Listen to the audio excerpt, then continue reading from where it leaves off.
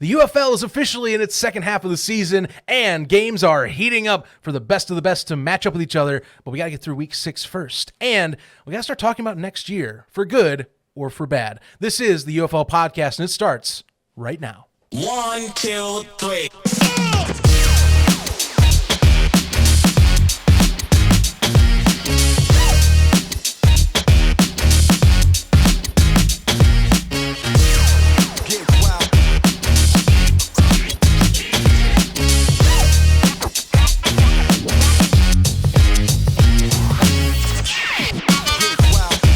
Welcome back, everybody, to the UFL podcast. I am Zach Kyleman hosting this week, and we have quite a filled show today, as always, getting you ready for week 6 of the United Football League. It's episode 84.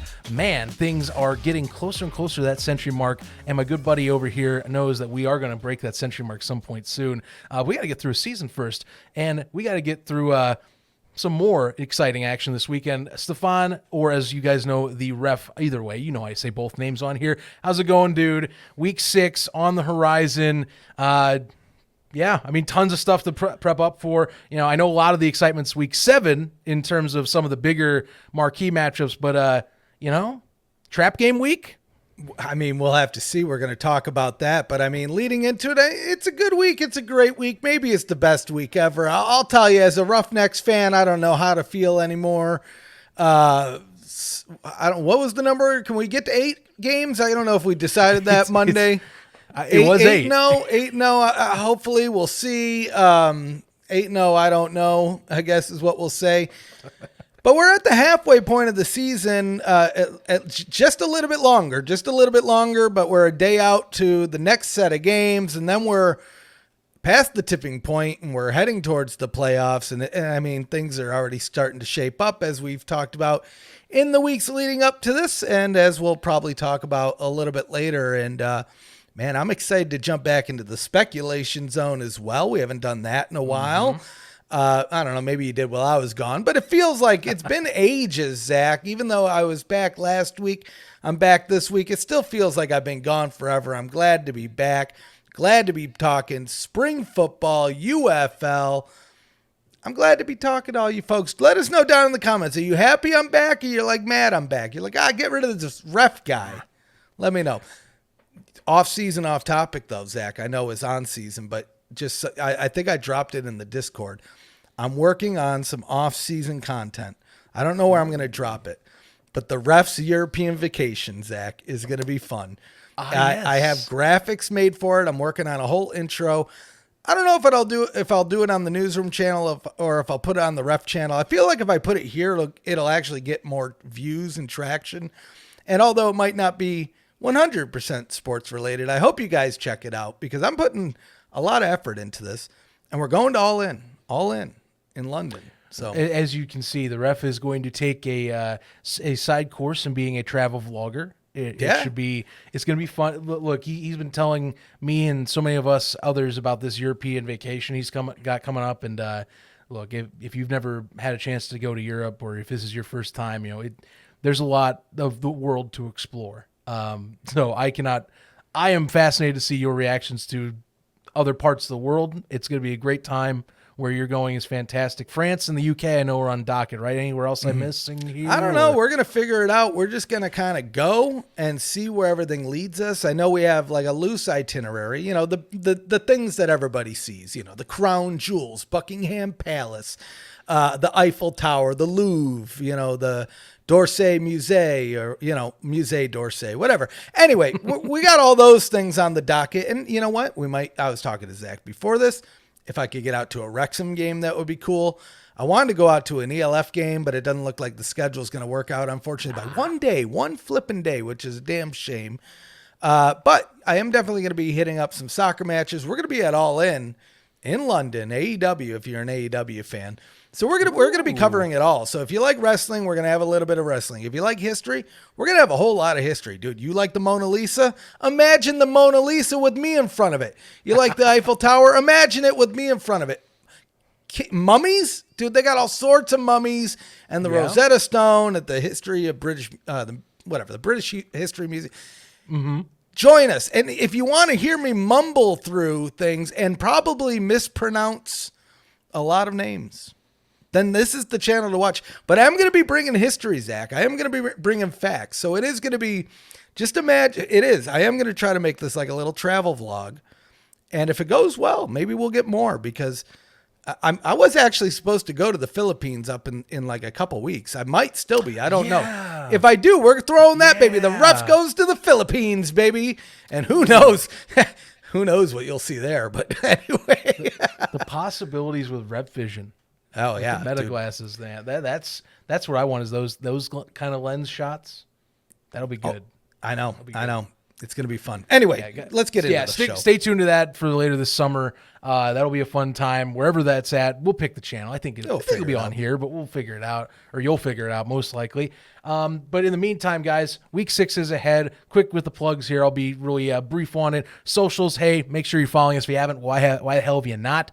At UFL Podcast on your favorite platforms. At Around the UFL on your favorite platforms, by the way, because we always got those Monday shows coming up, 6 o'clock Eastern Time, 3 o'clock Pacific, live on this channel, by the way. And if you don't want to miss any of the content on this channel, better subscribe. See that big red button down there? Yeah, why don't you click that button and then click that bell. It builds morale, not only for you, but for us too, because we get to get new buddies that are joining up and following along with our PFN crew as well for all of our shenanigans and all of our fun times that we do on either one of these shows, or any of the extra content we make for you on here. And check us out, pfnewsroom.com, for all the latest UFL content and extra goodies that we try and cover between all the other spring football leagues. That is your one-stop shop, especially for UFL. 10% off if you want for UFL merch at breakingt.com. Coupon code USFL Newsroom when you use that checkout. Again, USFL Newsroom. This is the code we brought over with us before the merger. So be sure to type that in right.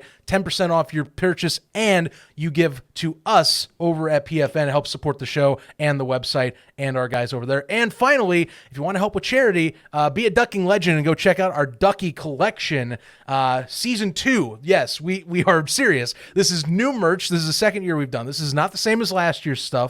But all proceeds that we have for this merch go to Feeding America to donate for meals directly. We did this last year, gave over 1,000 meals worth of money over to Feeding America. We're hoping to exceed that this year. So be sure to head on over there, be a ducking legend, and help some good causes as well, and feeding some hungry families and people over there as well by purchasing some of this excellent Ducky exclusive gear. It does only last till the end of the season. Once it's gone, it's gone. There's no more retreads. We do one season of gear, it's out. So head on over there for that as well.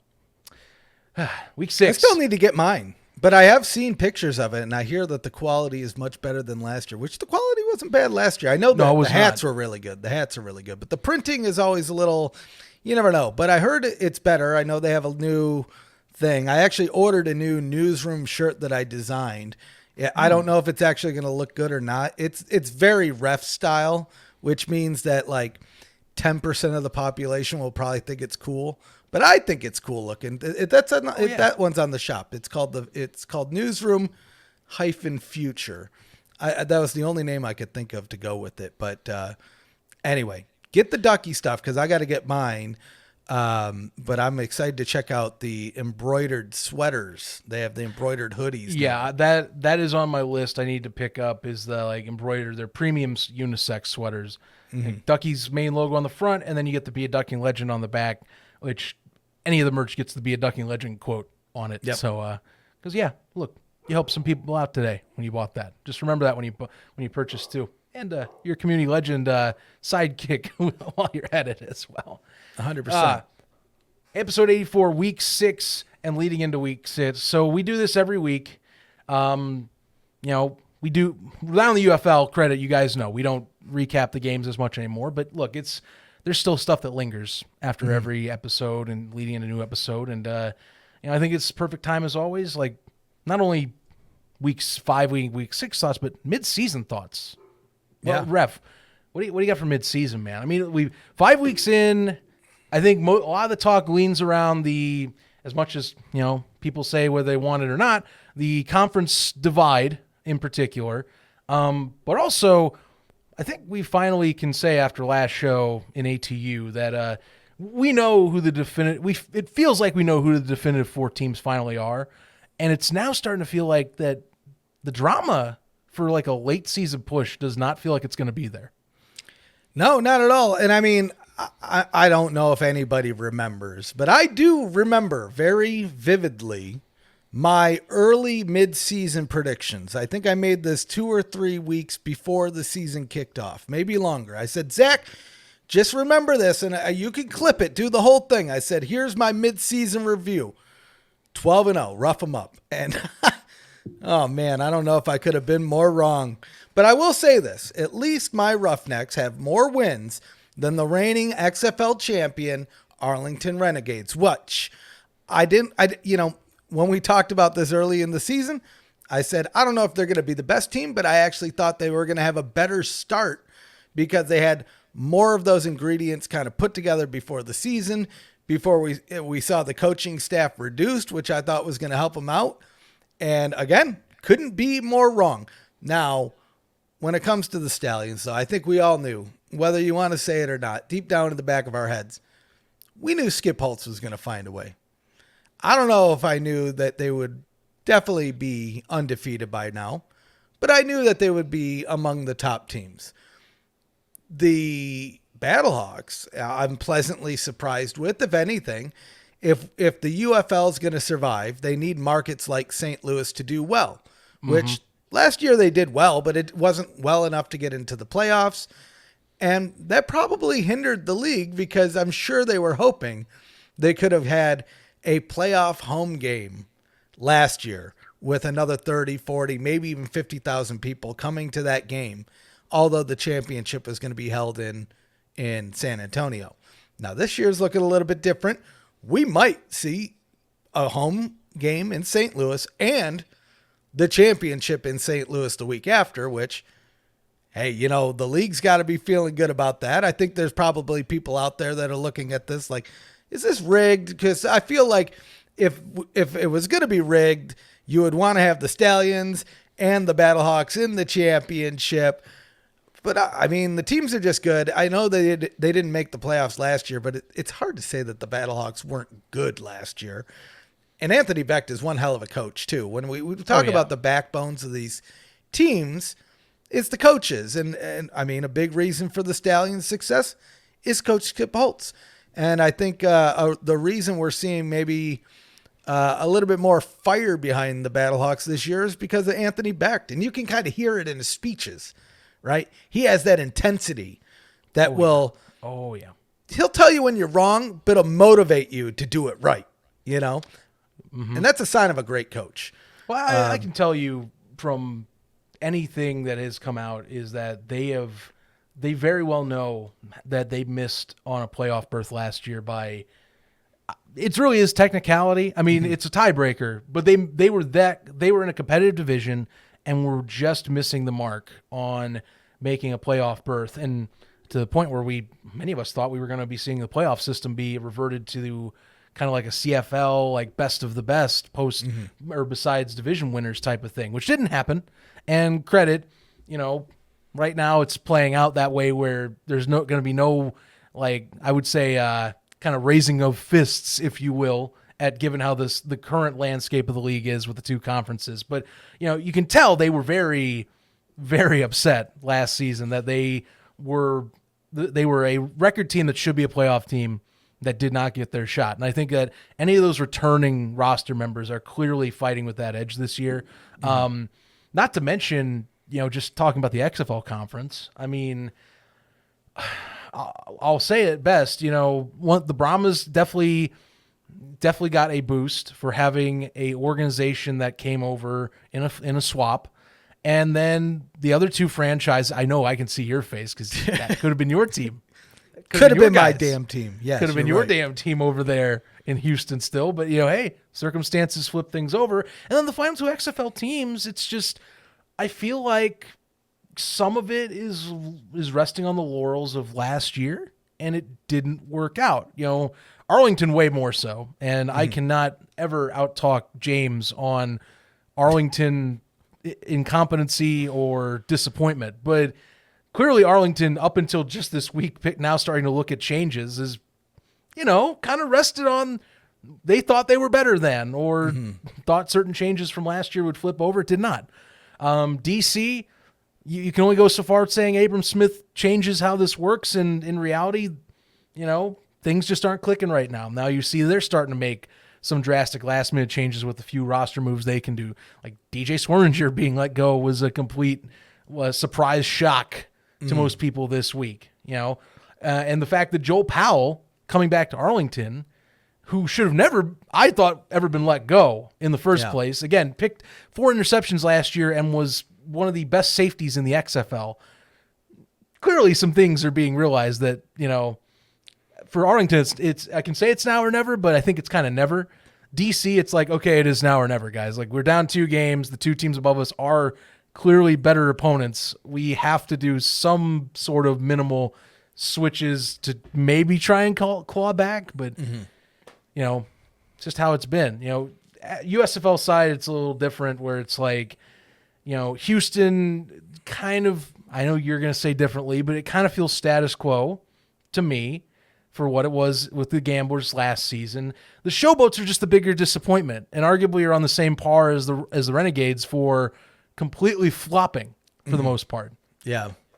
Yeah, I'm surprised out of both teams. I'll be honest. You know how I feel about the Roughnecks. I said my piece this past Monday. I won't go too deep into it right now because I have a lot of hard feelings about what I'm seeing out there on the field.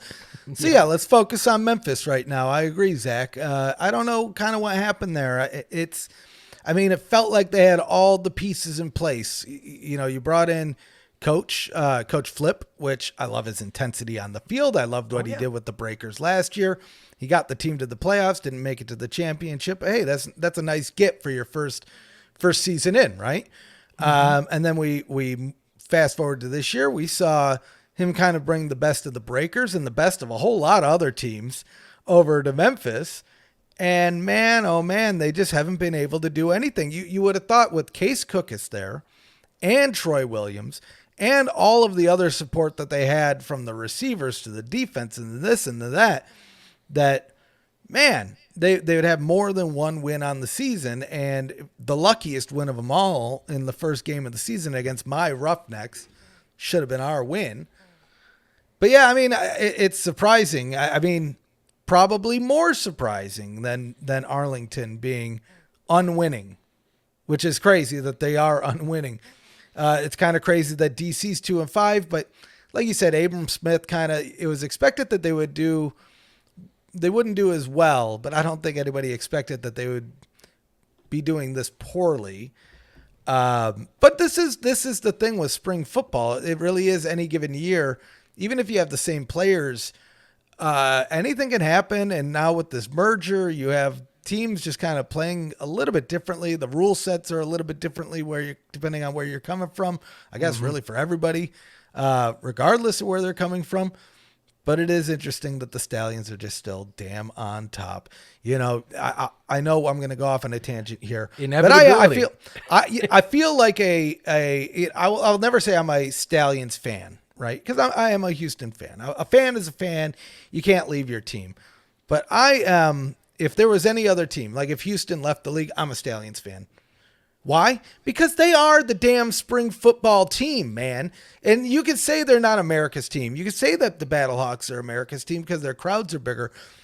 But year after year after year, from one league to another, Skip Holtz finds a flippin' way. Now, they only have one dagger in their side, and that is the Houston team. So sign us up there.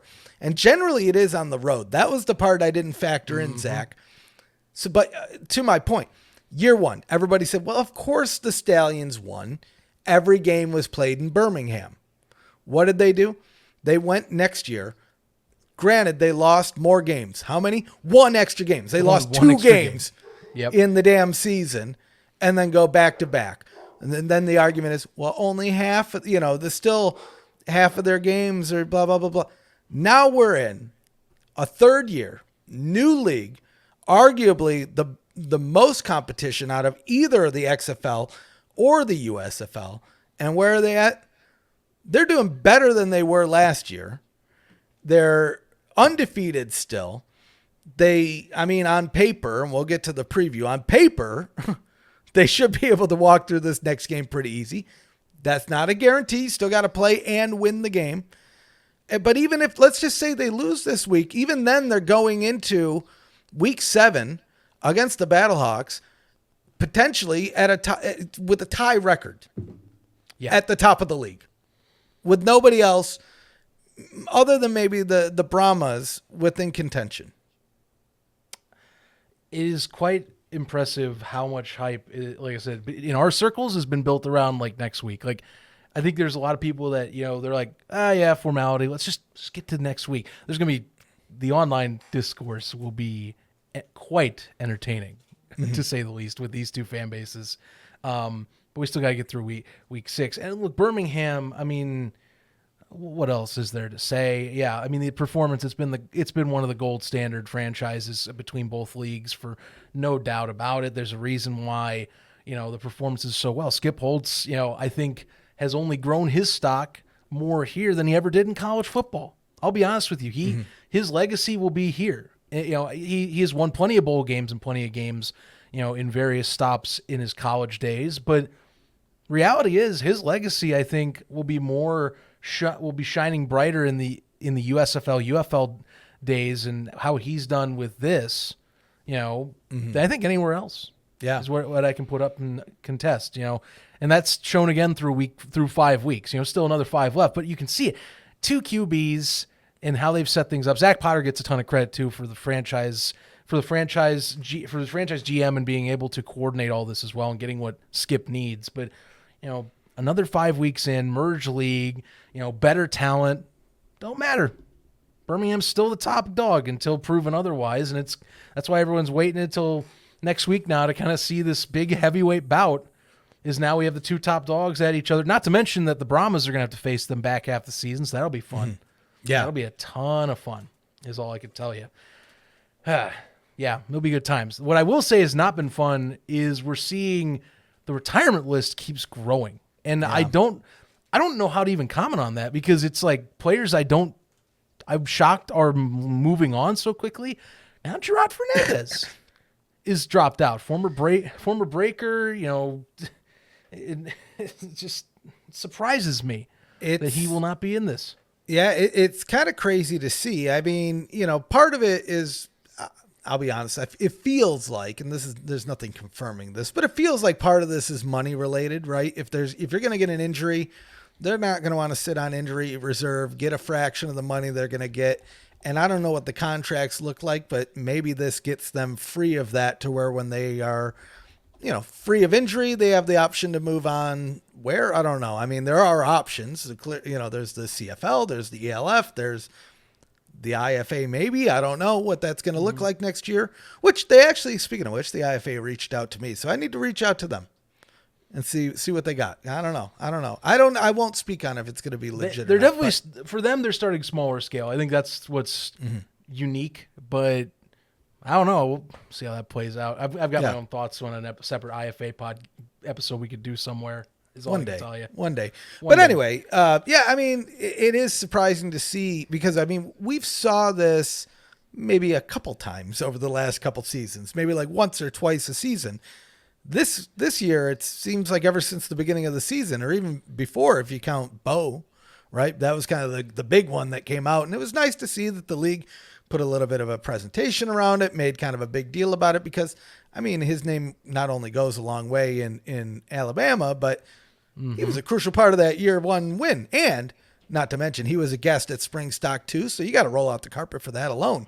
But seeing the retirements that we have, you don't love to see it. I hate to see it, because I mean, the whole purpose of these leagues is for these guys to continue their careers. And if they're retiring, there's one reason or another that they have to, whether it's a lingering injury and their career is officially done, or they have to pave the path to something different. And that either way, you don't want to see it, right? You want all of these. If they could all win the championship, it'd be great. Am I right? Oh yeah, if they could all keep playing and all keep on getting spots too, And I know Fernandez had to, was let go before season even started, and that didn't help either. But it's a shame because, I mean, we've seen a lot of these guys that I think because of just, several years in this, path might be a little harder now too.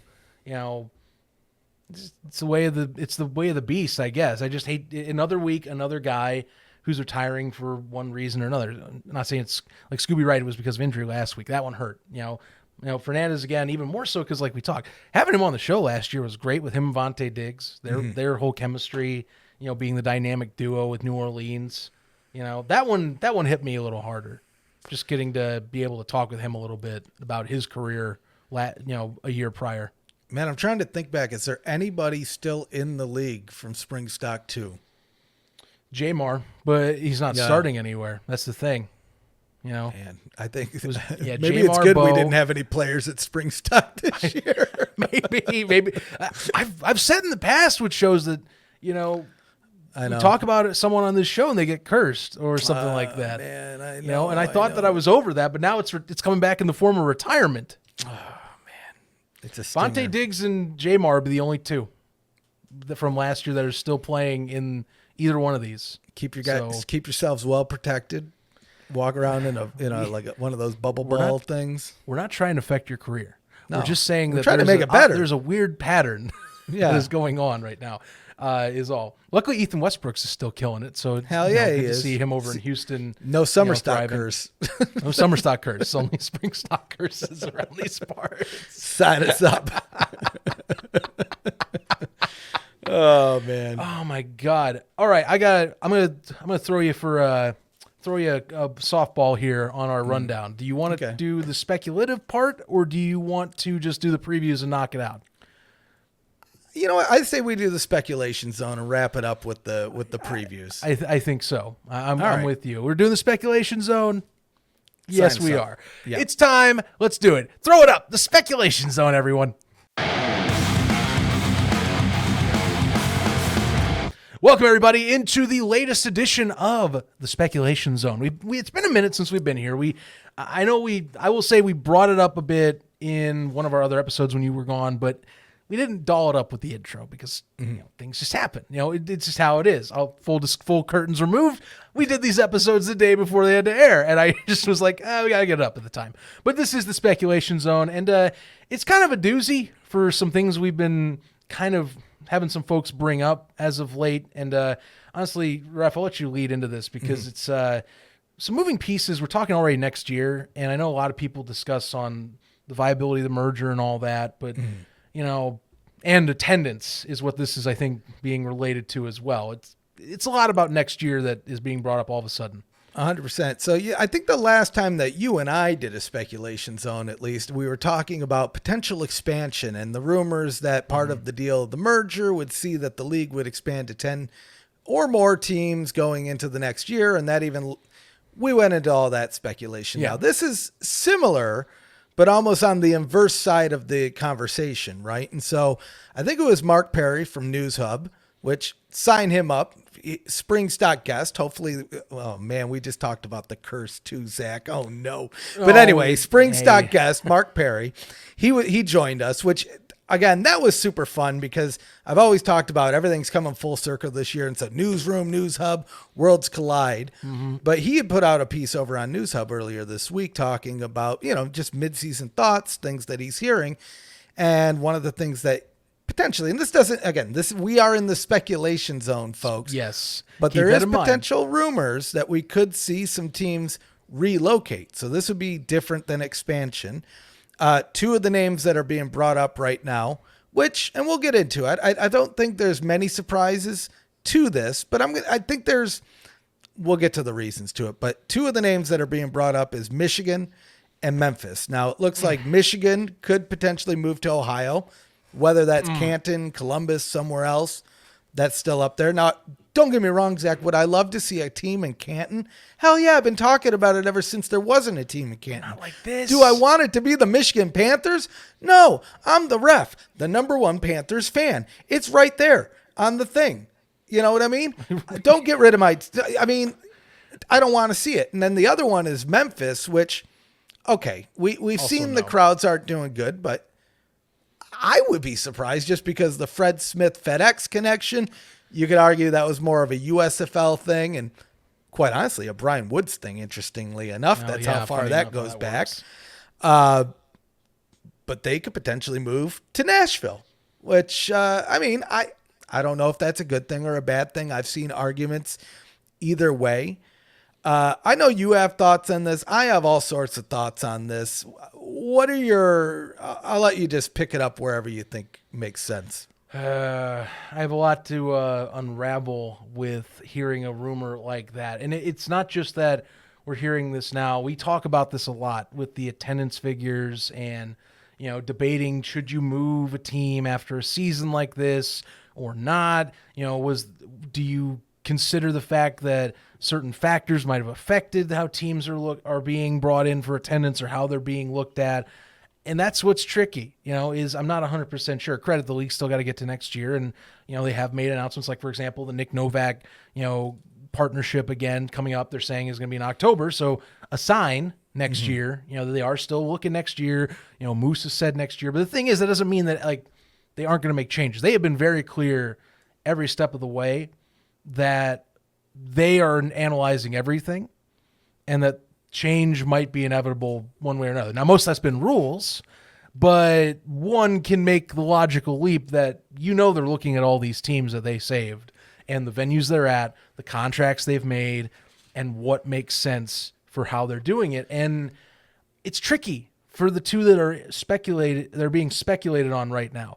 Michigan, it's hard for me because I know the attendance has not looked as good as everyone else, and it's been pretty easy to just dunk on that.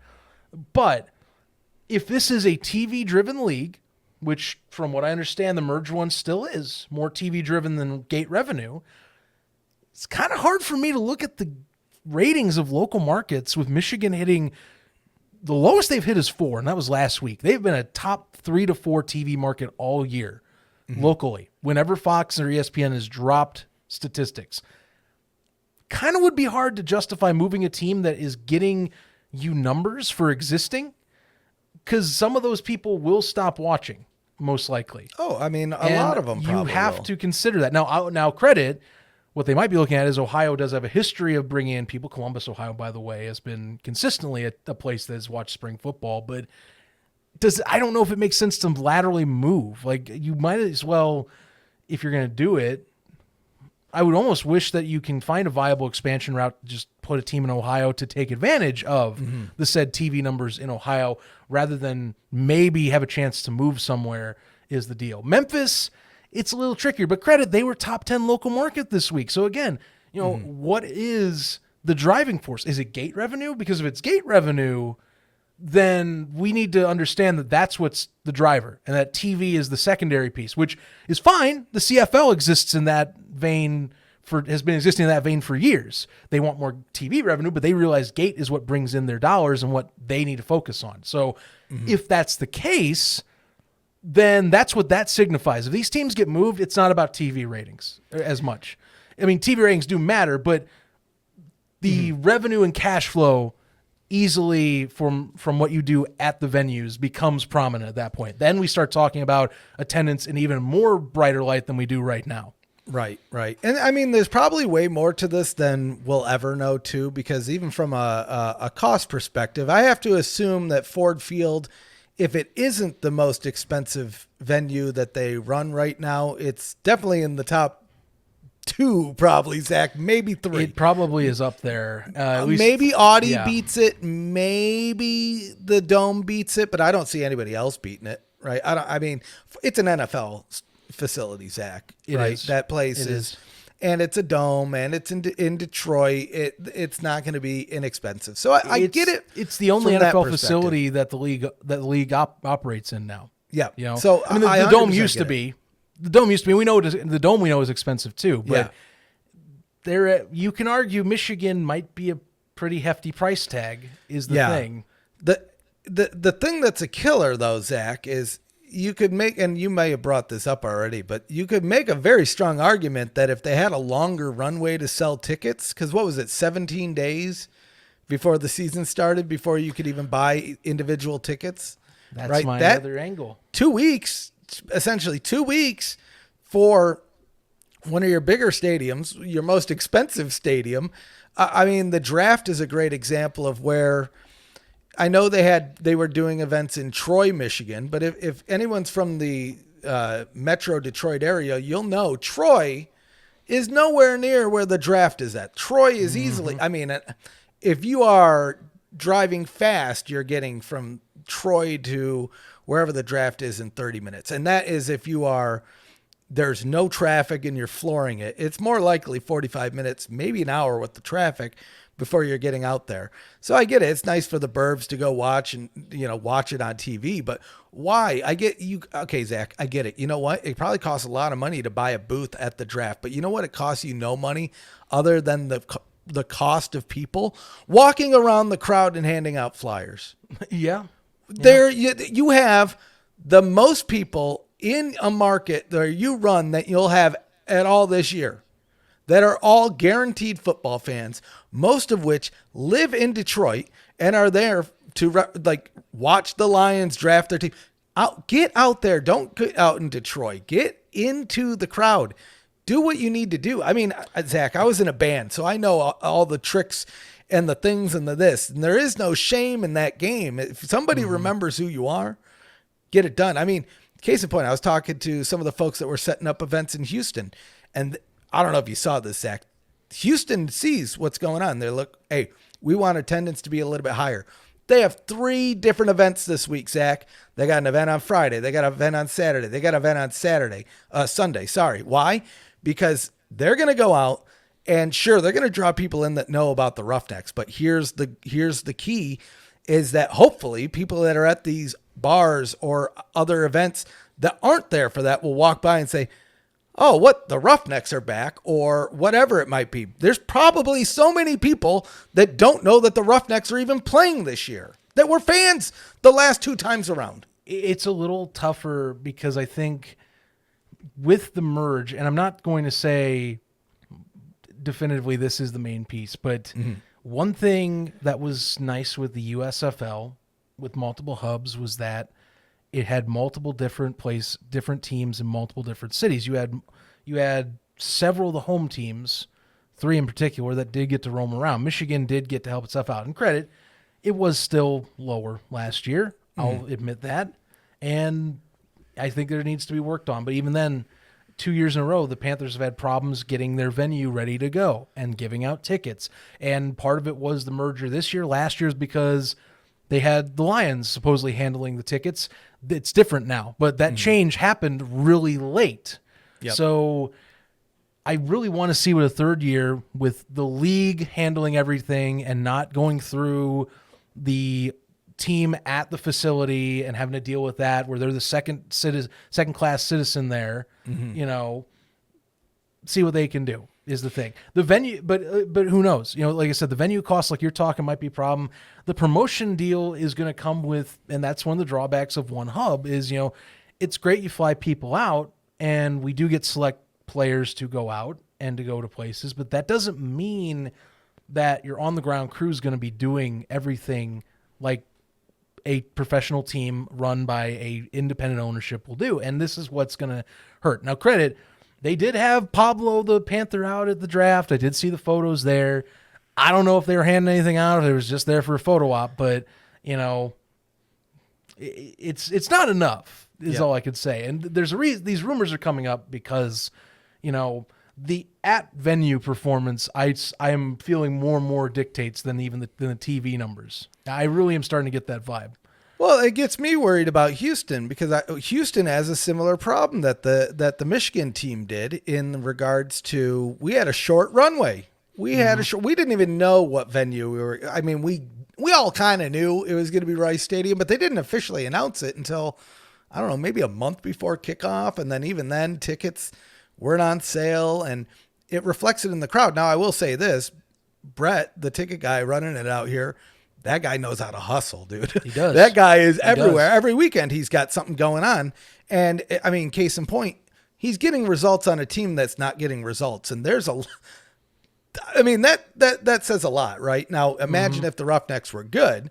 God, I can't even believe I said that, Zach. But imagine if they were good. I mean, that place will be rocking because of the things that they're doing. And like I said, they know that they have an uphill battle because the team's not performing the way they should. So what are they doing? They're not sitting back, relaxing. They got 3 different events this weekend. I know. And guess what? The next weekend, they'll probably do more. And the next weekend, they'll probably do it all the way until they're not selling tickets again. Yeah. My hope is... Go on, sorry. No, it's okay. You go ahead. Finish your thought, please. Yeah, well, my hope is here. So I know people are going to roast me for saying this, Zach. I already know. I already know you guys are going to be mad because I already talked about the barbecue, but I swear this has nothing to do with it. But moving Memphis, oh my God, people are going to hate me for this. But moving Memphis, I think is less egregious than moving the Panthers. But I think it would be more cost savings if you moved the Panthers. But I think, I don't know, the Panthers, here's the thing. If you remove the Panthers and the Showboats, that leaves us with only one USFL team in this league. You can say, oh, the Roughnecks are in the USFL division. Yeah, but they're not, though. They are, but they're not a USFL team. It's not an actual USFL brand. And I'll tell you what would happen there. You know, you'd see a part of the fan base that would be an uproar. And I think a good majority would be, well, it's for the better. Look, it's a merge league. Get over it. And I think that's what would happen. You know, is like at that point, we would just see it as, well, it's a merge league now. It's a done deal. We just need to focus on getting, you know, again, as I think this would be the case if this was a move that happened.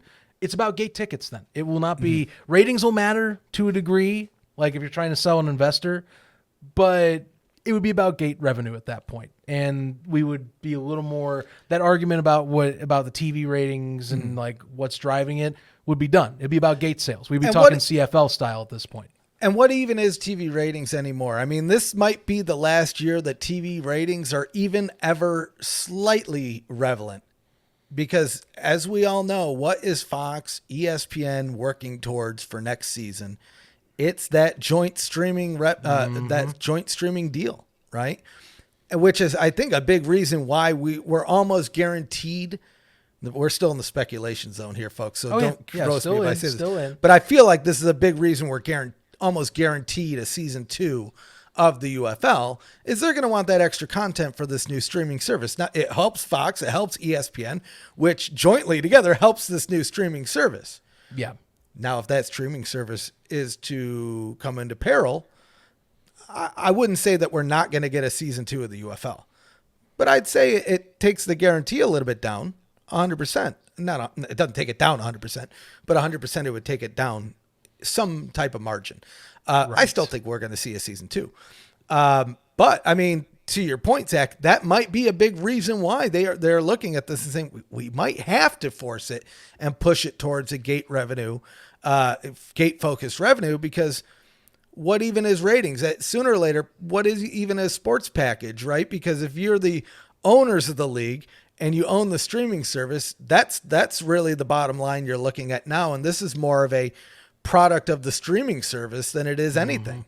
So we will see. We will see. Again, we're in the speculation zone. I don't want to see either of these teams move, especially because, like I said, if they're going to consider moving those teams based off of attendance, well, that gets me looking at Houston, because Houston, I mean, they're at the bottom of the list right now when it comes to overall attendance. Well, and there's a neighbor of ours. They aren't even hitting top 10 markets watched. That's the thing. Exactly. And that's why this conversation's so big, because if we're talking about the markets watch, Memphis and Michigan shouldn't be teams you're worrying as much about. They'll be about, okay, we just got to refocus our interest on them. Birmingham, same thing. St. Louis, same thing. Those 4 teams have been getting the views and watches. But, you know, if we're talking TV, Arlington, DC, San Antonio, and Houston have not been hitting top 10. They have not been showing up in the stats or the PR showings. Well, but I don't want to bring that up because I believe in those markets. But again, that's why the question becomes, is it about TV or is it about gate sales? Because if it's about TV, Michigan shouldn't be questioned. It's about the gate sales more is what that comes off as to me. You know, same with I'll Michigan, tell you this though, Memphis. Zach. But like you mentioned, because we're at the bottom of the list on tickets and we're not even in the top 10 on TV, you know who is? Our neighbor, Louisiana. And I look at that, and I mean, we knew that they were trying to get into New Orleans going into this year. Things didn't shape out. I bet you those conversations, maybe they slowed down, but they probably didn't stop. And that does make me worried, right? Does that mean my team's going to be on the chopping block? I know there are Roughnecks fans out there on Facebook. I saw it earlier today, worrying, telling fans, hey, if you are a fan of this team, you need to start showing up, whether they're doing good or not, because there might not be a team to show up to next year if you don't. Now, I don't think that's the case. We're in the speculation zone. No. We haven't heard that was even the case. I'm just putting the parallels. Well, if this is the case for these teams and these are potentially the reasons why, then that would make me worry about my team as well. Now, again, we've heard expansion at the same time, so it might be a bittersweet move where two of the teams relocate, but the league also expands into two new markets. So maybe expansion into New Orleans saves Houston. So I don't know. We'll have to see. I don't want to see any of the teams move. I think you need to give it the time to let it grow, build it up. But I mean, I get it. If moving the team makes sure that the league is around for another year, I suppose then, yeah, I guess that's probably the better choice to make, right? So it'll be about stability. You know, the merge is about stability. Whatever comes up this year is going to be about stability, and also, you know, as we've seen with even the rule book, it'll be about what makes the better product, you know, too, and what can help grow the product, as we saw. I mean, hell, USFL, you and I know this. Memphis is a product of, you know, trying to grow their product. They moved from the changed the name, and I always say move loosely, but they changed the name and got the Memphis market to go on the fact they had a deal locally connected with connections to Fred Smith. You know, they had a more nostalgic fan base, I think, that they could pull from, that was getting good reception of it, you know. Mm-hmm. We'll find out. I think that's all I want to wrap. I don't got too much more with it. It's just something to keep in mind. You know, it's a very loose situation, but like, you know, it's not just. I will say there's, you know, Mark is reporting this, and I think from us talking that loosely we have been looking into this too, and it's something to monitor. That's all we could say. It's still speculative, but something to monitor. Just got to be honest with you guys. For sure. It just shows we're going to have a lot to talk about in the off season, and it's crazy to think of that we're 6 weeks away from that, Zach. 7 weeks, something like that. I don't know. Anyway, speaking of week 6, we have week 6 ahead of us. I think that people looking at the schedule are looking at this and saying, "Oh boy, I think we're going to see a lot of blowouts this week. Oh boy, we're going to see a lot of slaughters this week. Oh boy, these are all going to be one side." And I think you might agree, Zach. I don't know if it's going to be all of them, but there's going to be one game in here that's going to shock people. I don't know what it is. Mm-hmm. We could speculate on it maybe, but there is going to be a team that shouldn't win that wins. I think so. This is trap week. This is totally trap week right here. Something's going to get slipped up. I actually do have one game that I think will be the potential trap, but we'll wait on it. We'll kick things off here. I will tell you, it's not.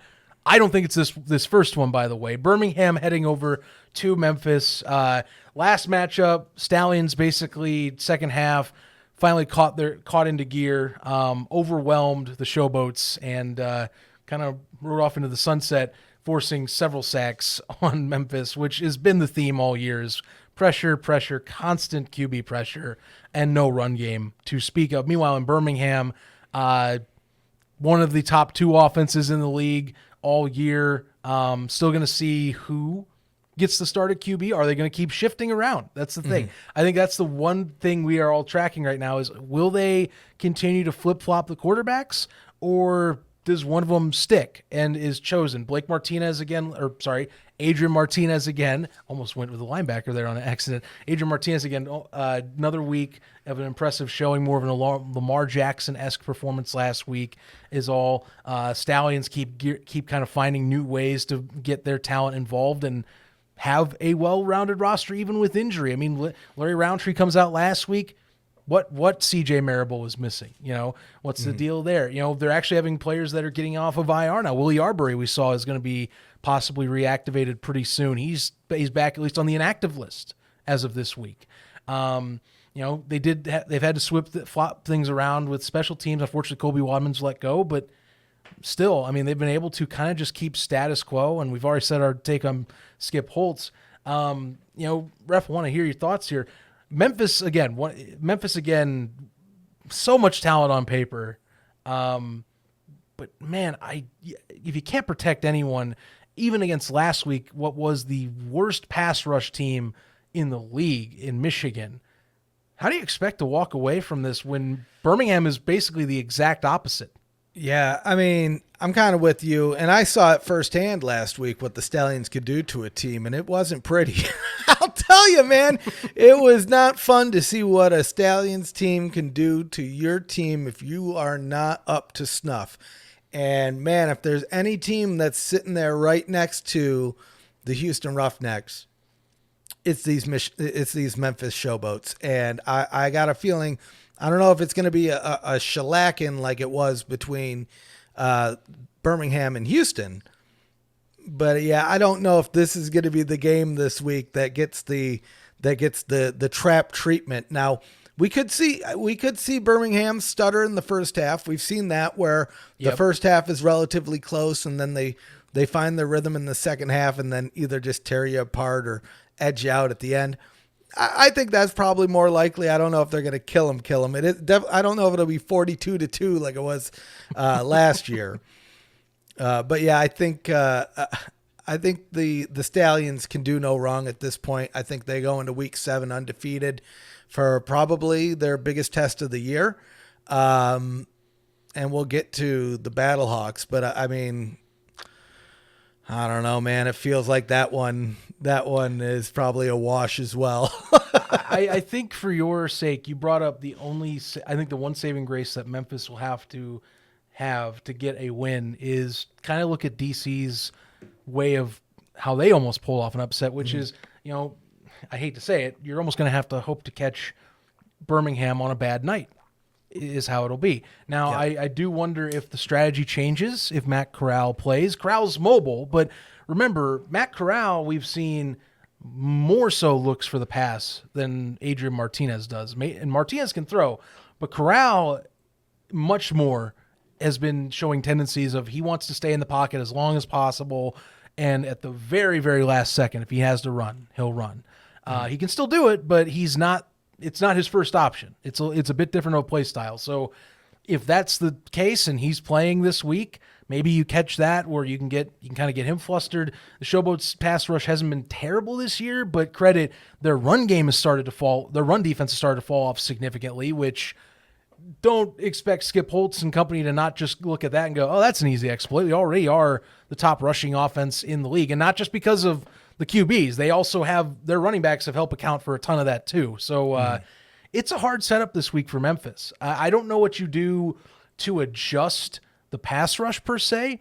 The only thing I've seen mitigate Birmingham or other teams in the league is kind of like what the Brahmas have done this year, or like a few other select teams have done this year, like even DC kind of did, is just get quick passes and just intermediate game. Houston tried to do that last week, and it worked for a little bit, but if you get behind the 8 ball in the score department, you have to start throwing a little farther. You have to start pushing the ball downfield, and Memphis has 2 QBs who can do it. I think Troy Williams will be the guy, and he showed last week he can, but if you're taking 6 sacks a game like that, which they've been easily taking 5 to 6 sacks a game, doesn't matter the opponent, eventually you're just going to run out of opportunities, and I don't see it. Not here. Too bad of an offensive line right now, and too bad of a defensive front 7. It's been ugly on the line. They just have not been able to establish anything. Yeah. No, it's a shame. So I think we both have the Stallions in this one, but I think most people do. I'm curious to see what the odds makers have to say. The good news is, Zach, this game is on ABC, so that means we'll probably get Stormy, and so she's going to tell us all about it. I'm looking forward to that. I need the over-under on the prop bet for sacks. Yes, please. Stormy, if you listen to us, give us that one. That is the only acceptable betting talk I will have because of just the trend, is give me a prop bet for sacks on ESPN Bet. If that prop bet exists, I don't go on ESPN Bet, and it should. It should. I mean, give us the deep cuts. Don't give us just the basic bets. Let's get as our friends from the what is it? The SPGN? I always get that wrong. SGPN. SGPN. See, I feel bad because it's not because I don't know. It's because I'm stupid, guys. So if you're listening, it's easy mix up. P and G kind of have the same ending sound, but yes, it's Sports Gambling Podcast Network is what you're trying to say. Yeah, but as they would say, I mean, let's get degen with it, man. Let's get a little spicy. I know, let's get some of these good bets in there, and let's talk about it on TV because I mean, spruce it up a little bit. We're halfway through the season. That's the one I care about. I know, like, if I don't like betting talk on TV right now anyway. I know it's becoming more and more common. Plus, ESPN has the show for ESPN Bet, which, if you read any reports on ESPN Bet today, numbers are down. Just going to be honest with you. Something to keep an eye on. But I never expected that to. Who the hell's going to use ESPN Bet? There's a million other things that have been around forever that probably give you better odds. Now, if ESPN Bet wants to work, I haven't looked at the odds. I don't know if I can even access the app in Texas. But if any of these betting apps want to work, here's what you got to do. Plain and simple. Give us Vegas odds. You give us Vegas odds, you'll beat everybody. You will crush. And you don't even have to do it forever. You just do like every other business is done. You do it long enough to crush your competition, and then you stop doing it. And then you raise look at Netflix. It was $5 until there was nobody around. Now it's like $25. So I think we'd be rich men if we could do like certain prop bets. Like, because Vegas, that's the thing. Vegas, you can just walk up to a counter at a casino and be like, I want this specific bet. Yeah. And they should have something to give you. Yeah. Yeah. Just sign me up here. I want this. I want that. Over under on sacks. Give me this guy's going to win. I could go in every week to a casino and go, I want a plus an over under of 3.5 on Memphis. And most likely I'm going to hit that over under because it's happened every week. Right. The over unders hit.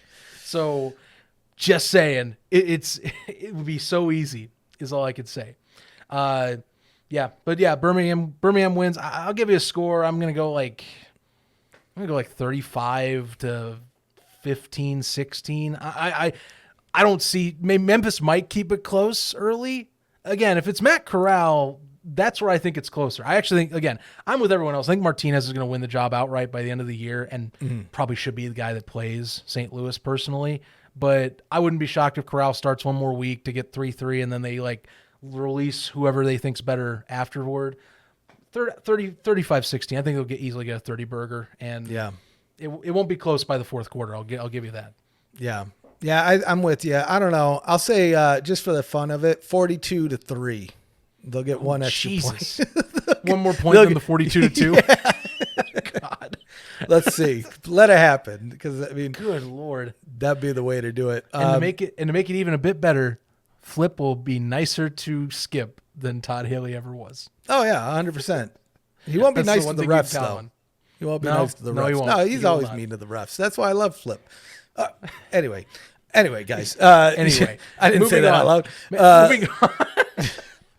Houston traveling to the Battle Dome. A little more incentive on the ref here. Tough week last week going against Birmingham. Trying to get to 8-0. Again, not sure if this is the trap game that I'm looking at this week to be a trap game, but again, because these two are playing, because Birmingham and St. Louis are playing each other next week, and it's about the supremacy of who's the better, to be more anime, who's the ultimate. Yeah. It's going to be that this is set up as, again, possible trap game. More of a trap game than Memphis? I say yes. But I think so. But I think St. Louis, as we saw last week, is trying to avoid the problem that they had last year. And so they are on the hunt for points. They do not care how far the lead is. They will get those points. They don't care how close it is till the game is over. They're going to get some more points. And I'll be honest, Zach, that worries me because I saw what happens when a team that just wants to get points, no matter what, does to the Houston Roughnecks. Yeah. Because we saw it last week with the Stallions. Now, that being said, if the Roughnecks defense can show up like we did against the Renegades, trap game back on the table, baby. Yeah. Because I could see AJ McCarron tossing up a good couple interceptions, maybe 3 or 4. And if the Roughnecks can do, funny enough, what the Battlehawks did to the defenders last week and capitalize on those points, well, then it could be an interesting game. It could be an interesting game. I feel like the Battlehawks still have the edge. I mean, clearly they're going to be at home with that rowdy crowd behind them. So that's not going to do Houston any favors in itself. I also remember that 80% of the season so far is abiding by his ref's law. And I'll be interested. I'll get into that because that to me, and I don't want to spoil it, but I feel like that's the trap game this week. But we'll get to that in a minute. But it feels like the Battlehawks are out for murder. They are out for points. They are out for the win, and that's not good for my team. Men on a mission. Again, just the circumstances of not making the playoffs last year. Credit, got to get the job done. But, you lose on a tiebreaker. There's that extra bit of spite that gets put in when you start the new year. And clearly, not to mention they started the year off with a loss to my Panthers and probably went, okay, no effing around anymore, and have gotten things figured out. Players have come in again. Ja'Cour Pearson helping a ton on that regard. Getting Peta back as well on the edge is helping. I will tell you, the only reason I think this is the slight more trap-esque game than the Birmingham-Memphis one is because, as much as I am saying this, Houston, I think, actually has a little bit better matching up on this end. Defensively, they still haven't been too shabby all year. Not going to lie. That unit has, for the most part, held its own in games. Last week was kind of an outlier to get blown out of the building like the way they did. The offense, I think, is going to come in key, and time of possession will be the best friend of Houston, is all I can say. The Roughnecks defense has to hold its own. Tough task, possibly even tougher than against Birmingham. But if the Roughnecks can control the clock, the bigger deal, if they can keep on schedule, if they can finish drives their way, methodically drive down the field, get scores, and then get crucial defensive stops, that's the bread and butter.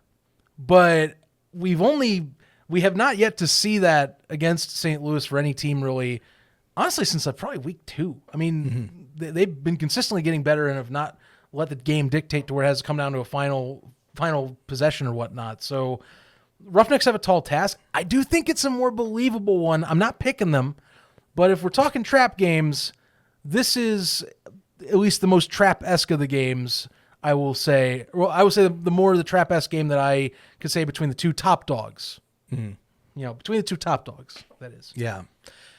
Screw it. I'm picking the Roughnecks, and I'm going double trap because I think that's the Roughnecks are going to trap them, and I think the Renegades, this is their best shot to get their first win, maybe their only win this season. Why? Because it is trap week, Zach, and that's the only damn reason. Now they did make credit where credit is due. You know what the Renegades did this week? They made some adjustments. They made some changes. I think you brought it up earlier. Joe Powell coming back, right? Yep. Why was he ever gone in the first place? Hey, maybe we'll never know.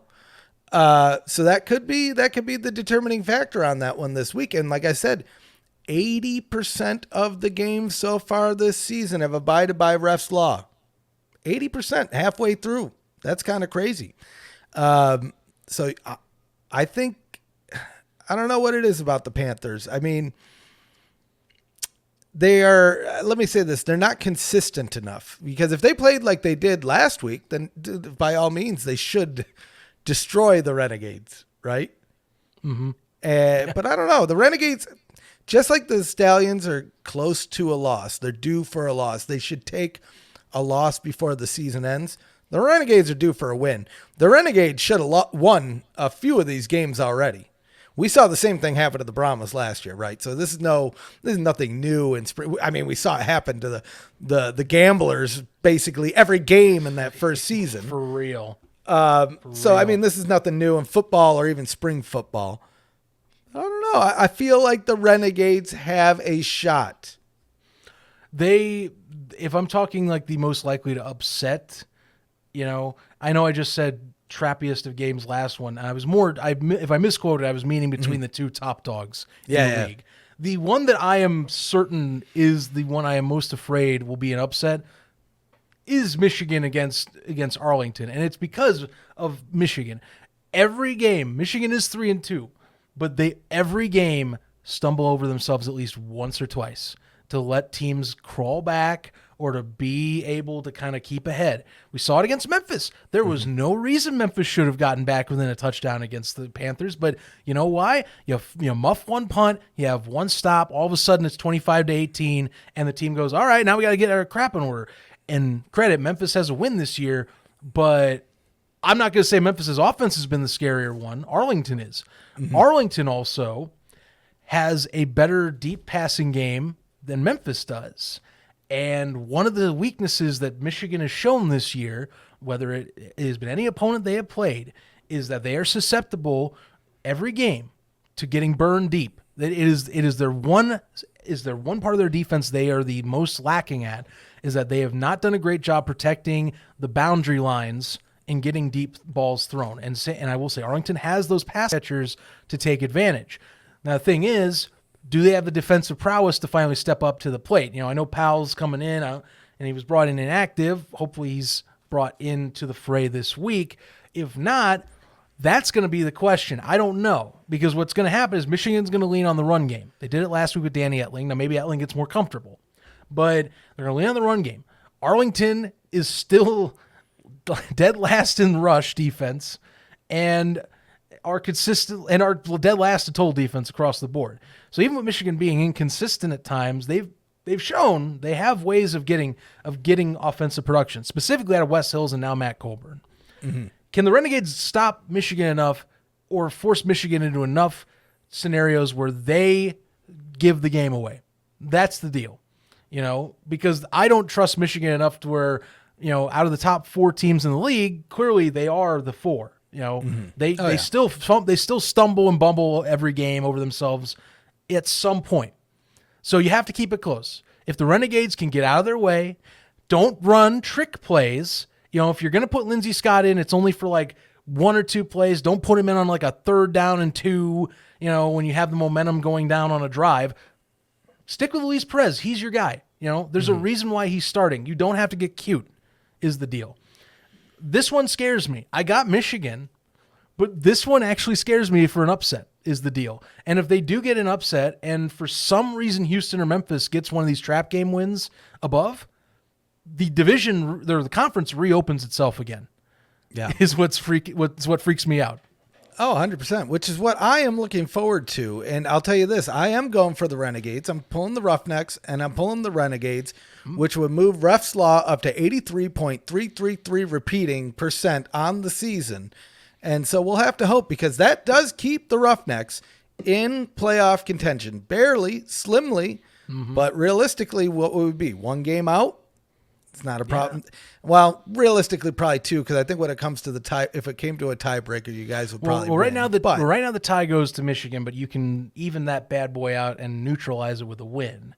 And then it comes back to conference records and scoring and all that. But that is if there's any game that I see can be an easy target for being an upset, even more so than the last one on our list. I'll be honest with you, it's that one.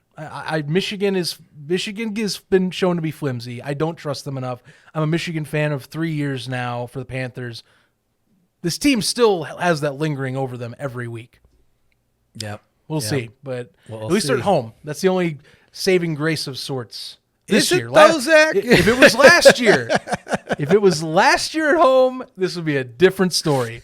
This year, at least, no, why we got to be at home? I'd be like, great, we got a home game. Thanks, guys. No, at least this year I can say they're 2-1 at home, and their only loss was to Birmingham by a touchdown. So they play well at home this year. That's the only saving grace I got. So, I'm wary. I'm just saying I'm wary, but I still expect them to win. It'll be a fun game to watch, which leads us to our last one. Which I think this could be the slobber knocker of the week, Zach. This could be the one, because we got the Brahmas at DC. And DC is killing themselves for their record right now. They are. Coach Barlow is not happy about what he's seeing on the field. And I can only imagine the speeches that he is giving to that team throughout the week while they're training, while they're getting ready for this game, because a couple things have happened. Sure, their record wasn't where they wanted it to be, but now they took their first loss at home. That was their safe space since 2020, Zach. Mm-hmm. And now it shows it can be done. Additionally, they've taken their first loss to the Battlehawks, which when we look at last season, I'd say that was the pinnacle rivalry in the XFL. Like, there was real beef between those teams. The fans were getting into it at both locations. That's where we saw the Lemons come into play, Zach. The famous Lemons because of that rivalry between the Battlehawks. And now we have the Brahmas who, they've had to make some adjustments. But look, AJ Smith almost can do no wrong, because it's almost like Tom Brady and Belichick. It's not about the player, it's about the system, right? We talked about it in the preseason, how AJ Smith is using VR to let his players train without having to be on the field, which gives them more hours of actually learning. And we're seeing that pay dividends on the field. Now, is every game pretty? No, it doesn't need to be, though. Right. You just need the higher score at the end of the game. But at the same time, I think the DC defenders are not going to be playing around this week. Is it going to be enough? I don't know. Do they have enough gas in the tank? That I can't tell you. But I do know that they're going to give it all that it has, right? They want these people in the crowd to be rowdy for that team, because that gives them, whether you believe it or not, that is going to give them some extra strength. But for those fans to get into it, they're going to have to play. They might even need to play mean, Zach. Not dirty, but mean. There's a difference, right? You have to play with a little bit of attitude. Show them, hey, look, we're not out of this yet. Because they're not. They're not. They still have a chance to get in these playoffs. Get you mad. Yeah. So, I don't know. It'll be interesting to see. I'm so torn on this game. I'm curious what your thoughts are. Here's my thing. I had to double check this because Greg Williams' defense has slipped. But I didn't realize they slipped a lot. I did say Arlington has the worst defense in the league. That's a lie. DC is actually the worst defense in the league this year. Talk about a backslide of epic proportions. I know that if Jake was on here right now, he'd be saying, this is typical Greg. And I get it. The cover zero thing early this year still was egregious, and they almost lost to Houston. It could be easily 1-4 right now with a 2-3 Houston squad that'll be pushing Michigan for a division spot in the playoffs. But I digress. But clearly, that department alone has backslid significantly, besides the offensive production, which you could link to Abram Smith if you want, but I don't know if it's even all that anymore. It's been collectively a failure and just kind of inconsistent, hoping a player works out at some point, which surprises me. I think also the fact the offense we talked about at the beginning of the year, no Lucky Jackson, no Chris Blair, and they have targets on that team, but they aren't leaning into them, and they haven't been able to lean into them as star players as often as they've been needed.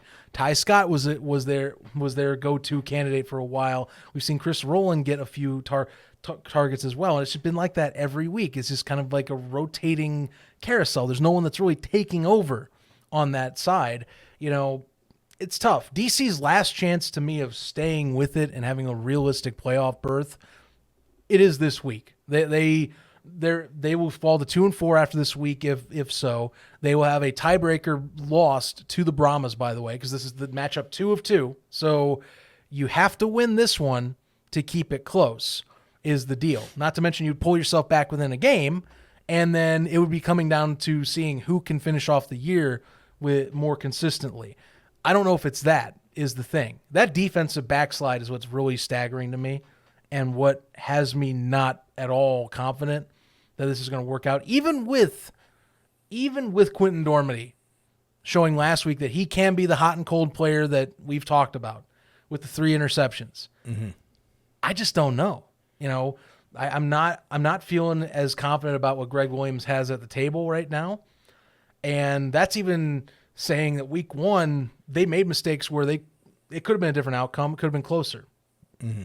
I'm still not feeling it.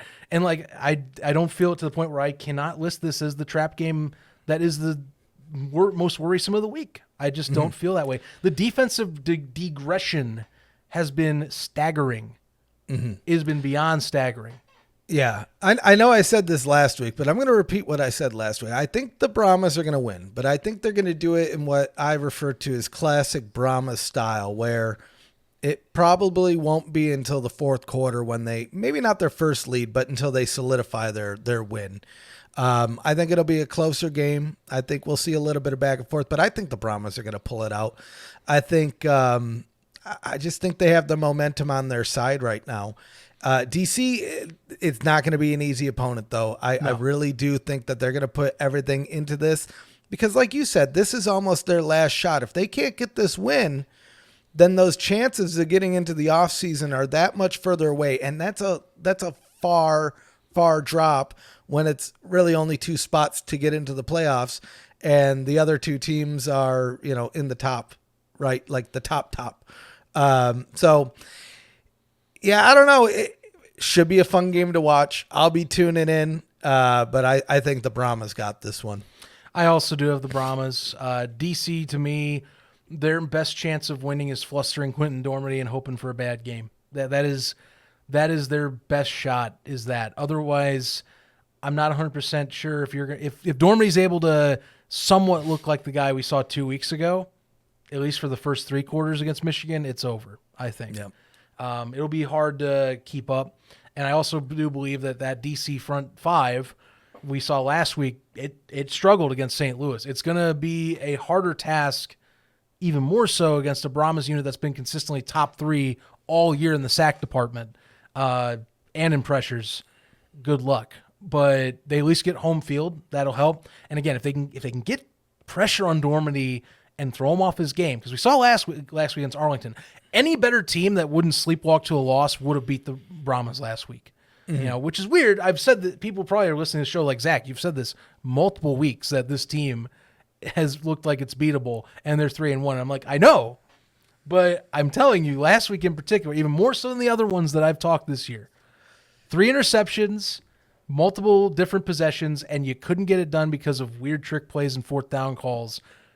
I'm just saying, it's all going to come down to how you can get Dormady off his feet and how you can get that A.J. Smith offense, which relies a ton on rhythm, out of rhythm.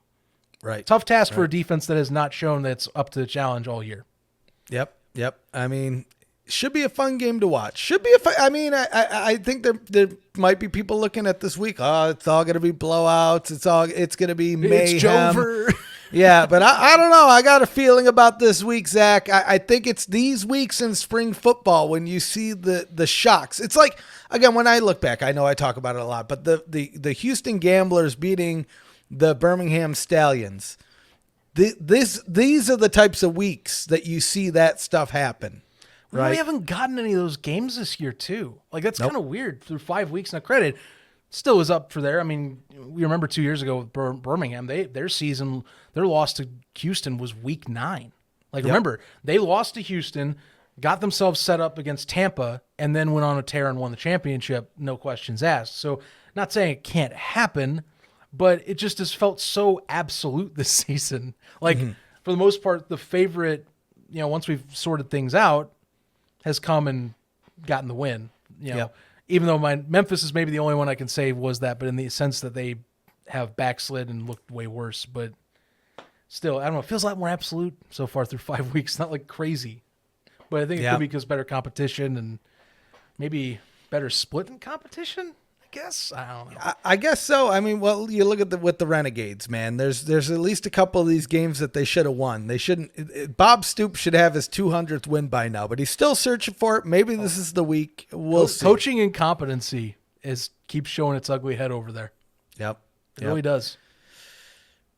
Interesting season because I mean last year it really came down to the final week, but you look at year 1 of the USFL, I think things were pretty much solidified coming near the end of the season. We're seeing that with the UFL this year, which almost makes me wonder if next year in season 2 of the UFL, if we'll see those almost more competitive season where things are back down to the final few weeks, if not the final week again.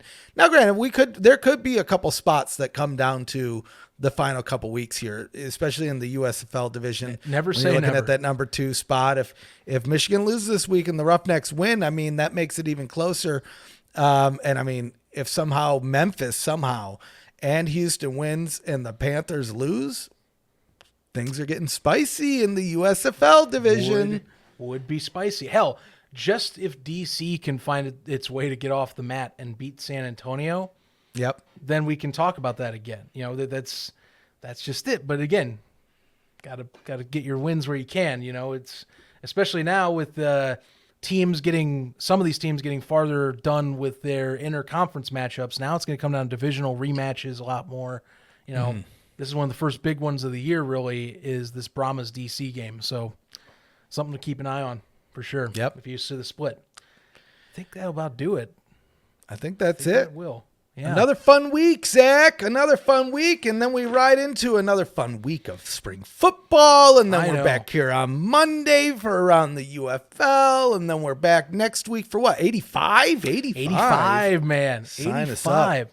Yeah, I mean, shoot, dude, we still got to talk about plans for summer stock still. I got to figure that out. Yeah, I don't know what we're gonna do. I will say, like we've talked in the past on here, we're figuring it out. It's a unique scenario. Like you know, we're busy people, especially this year. But we'll keep you posted. We are figuring things out some way or another. Summer stock will be happening.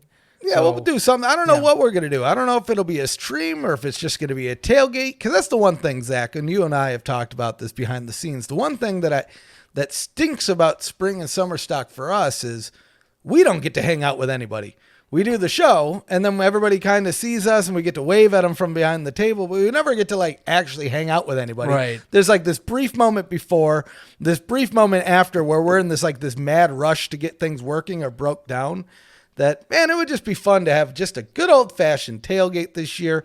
We'll have some kind of show. I don't know what it'll be, but we're figuring all that out. We're keeping you in the loop, that's for sure. Yeah. We're going to keep you in the loop. So, yeah, stick around for that.